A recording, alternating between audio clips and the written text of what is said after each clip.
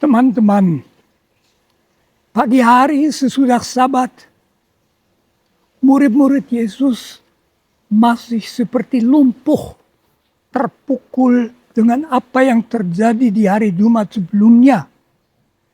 Yesus yang mereka percayai penyelamat dari Allah, ternyata mati hina disalib. Dibunuh oleh para pemimpin bangsanya sendiri. Dan kami mengharapkan bahwa ia akan membebaskan Israel. Dan itu sudah hari ketiga, kata dua murid yang pergi ke Emmaus. Lagi seorang nabi yang gagal. Para musuh-musuh Yesus merasa lega. Pengganggu itu sudah tersingkir. Tetapi lalu terjadi sesuatu yang tak mereka sangka. Mendadak muncul Maria Magdalena dan mengatakan bahwa kubur di mana jenazah Yesus dimakamkan kosong. Sekarang Petrus dan Yohanes tak tertahan. Mereka lari ke makam Yesus. Mereka melihat ke dalam dan mereka percaya. Pada sore hari Yesus sendiri datang lengkap dengan bekas luka-lukanya, oh Yesus. Semuanya menjadi lain. Yesus yang bangkit mengutus mereka, pergilah ke seluruh dunia. Membawa kabar gembira penyelamatan Allah. Dan murid-murid Yesus, orang kecil penangkap ikan yang sendiri terancam. Bawalah kabar gembira dari Yerusalem ke Samaria, Galilea, ke Caesarea Filipi, ke Roma, ke seluruh dunia. Bukan hanya kepada orang-orang Yahudi, melainkan kepada semua orang. Seperti Yesus mereka diancam, dipenjarakan, dibunuh, dicoba dimusnahkan oleh para penguasa dunia. Kabar gembira yang dibawa oleh nelayan sederhana akan sampai ke seluruh dunia. Teman-teman, kita pun dipanggil menjadi saksi Kristus. Adalah Santo Ignatius dari Loyola yang mengingatkan kita akan panggilan Sang Raja. Agar mereka menyebarkan biji ajaran sucinya di antara manusia dari segala kedudukan dan situasi hidup, dengan bersedia menjadi miskin dan terhina, seperti Yesus sendiri.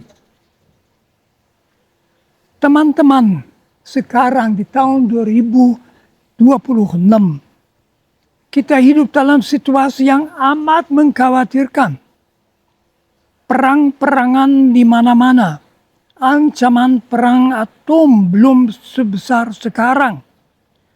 Kerusakan lingkungan alami. Daripadanya kita hidup kelihatan tidak akan tercegah lagi.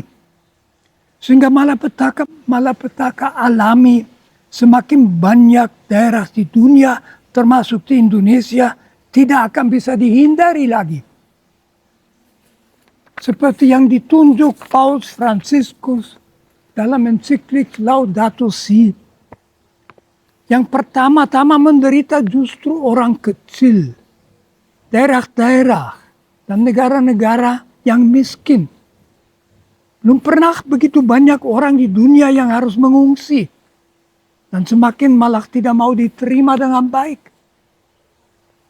Negara terkaya menangkap dan mengusir mereka seperti ternak. Ancaman AI, Artificial Intelligence, untuk masa depan umat manusia makin serius. Di negara kita pun yang tercinta Indonesia, korupsi semakin merajalela. Konflik antara kita sendiri sepertinya membara di bawah permukaan dan setiap saat bisa meledak. Lebih dari setengah bangsa belum bisa hidup secara wajar.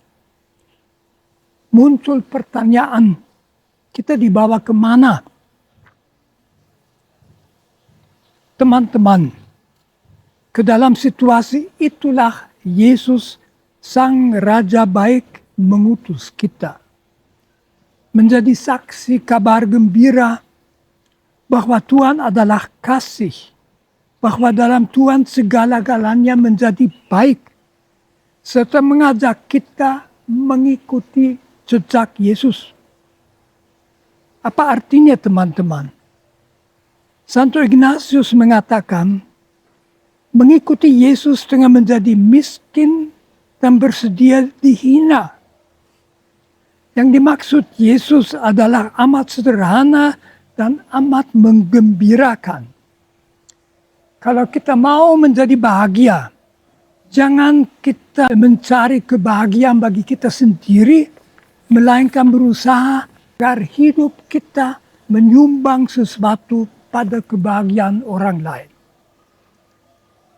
Hidup kita berarti kalau ada orang lain baginya hidup kita berarti sesuatu.